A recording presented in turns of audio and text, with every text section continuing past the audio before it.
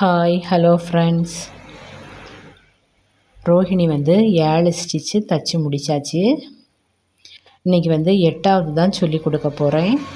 உண்மையிலே ரொம்ப அழகாக தைச்சிருக்கா. நான் இவ்வளோ அழகாக தைப்பா அப்படின்னு நினச்சே பார்க்கல.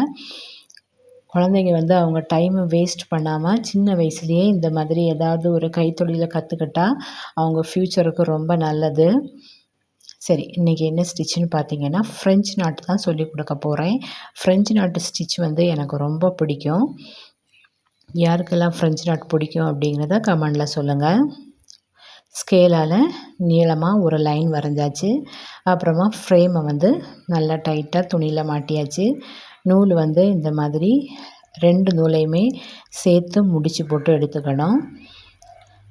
ஊசியை கீழ்ப்பக்கத்தில் இருந்து மேல் பக்கமாக எடுத்துக்கணும். எடுத்துட்டு இடது கையால் நூலை பிடிச்சிக்கணும். பிடிச்சிட்டு வலது கையில் ஊசியை வச்சு ஊசியில் இந்த நூலை சுற்றணும். 1 2 3 சுற்றிட்டு ஊசியை திரும்பவும் நம்ம அடிப்பக்கமாக குத்தணும். குத்திட்டு இடது கை வச்சு இந்த நூலை இழுத்து டைட் பண்ணிக்கணும். டைட் பண்ணிவிட்டு அப்புறமா வலது கையால் ஊசியை கீழே இழுக்கணும். கீழே இழுத்து டைட் பண்ணும்போது இந்த மாதிரி ஒரு முத்து மாதிரி ஒரு முடிச்சு விழும். இதுதான் ஃப்ரெஞ்ச் நாட்டு. இது தைச்ச உடனே ரோஹிணிக்கும் ரொம்பவே பிடிச்சிருந்துச்சு. இது நம்ம அளவு கொஞ்சம் பெருசாக வேணும்னு சொன்னால் நான் இப்போ 3 சுற்றியிருக்கேன். வேணும்னா 4 5 அப்படி பெருசாக பார்க்க ரொம்ப பெருசாக இருக்கணும்னா அந்த மாதிரி நம்ம ஒரு 5 6 சுற்று கூட நூலில் சுற்றிட்டு அதுக்கப்புறமா இந்த மாதிரி ஃப்ரெஞ்ச் நாட்டு தைச்சோம்னா அது பார்க்க கூட கொஞ்சம் பெருசாக இருக்கும்.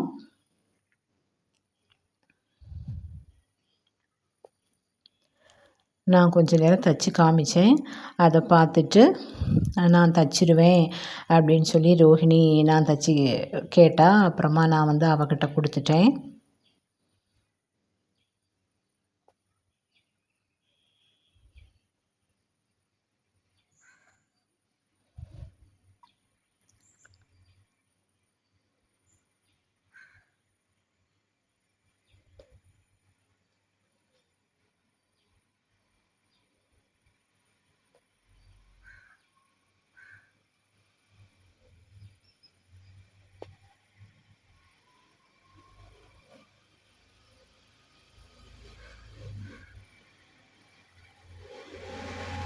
ரோஹிணி எப்படி தைக்கிறான்னு பார்க்கலாமா?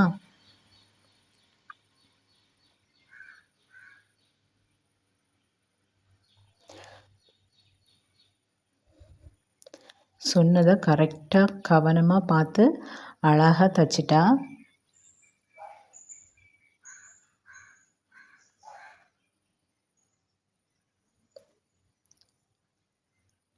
இந்த லைன் ஃபுல்லுமே தைச்சி முடிச்சிட்டா.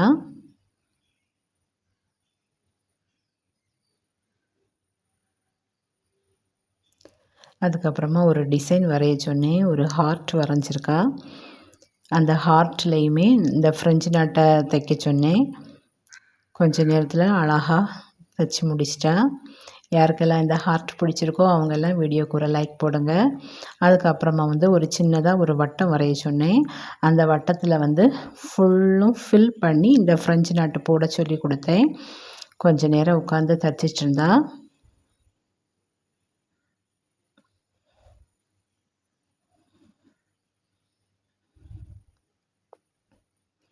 கொஞ்ச நேரம் நின்றுட்டு தைச்சா.